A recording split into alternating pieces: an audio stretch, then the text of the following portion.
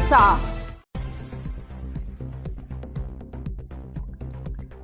सटाणा शहरातील मुख्य बाजारपेठेतील टिळक रोडवर असलेल्या जामा मस्जिदच्या गॅलरीची भिंत अचानक कोसळल्याची घटना आज दुपारी घडली। या घटनेत एक नागरिक जखमी झाला असून सुदैवाने मोठी दुर्घटना टळली आहे।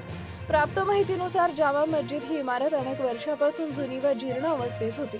आज दुपारच्या सुमारास गॅलरीची भिंत अचानक कोसळली। यावेळी परिसरात नागरिकांची वर्दळ सुरू होती। भिंत कोसळताच एक व्यक्ती त्याखाली सापडून जखमी झाला। घटनास्थळी उपस्थित नागरिकांनी तत्काळ मदत करत जखमी व्यक्तीस उपचारासाठी रुग्णालयात दाखल केले। या घटनेनंतर परिसरात काही काळ गोंधळ निर्माण झाला होता। बाजारपेठेत मोठ्या प्रमाणात गर्दी असते, त्यामुळे ही घटना गर्दीच्या वेळी घडली असती तर मोठी जीवितहानी झाली असती, अशी चर्चा नागरिकांमध्ये सुरू आहे। दरम्यान शहरातील अनेक जुनी व धोकादायक इमारती आजही वापरात असल्यानं अशा दुर्घटनांची शक्यता नाकारता येत नाही। त्यामुळे नगरपालिकेने तातडीने शहरातील जुन्या व जीर्ण इमारतींचे सर्वेक्षण करून आवश्यक ती कारवाई केली पाहिजे, अशी मागणी नागरिकांमधून होत आहे।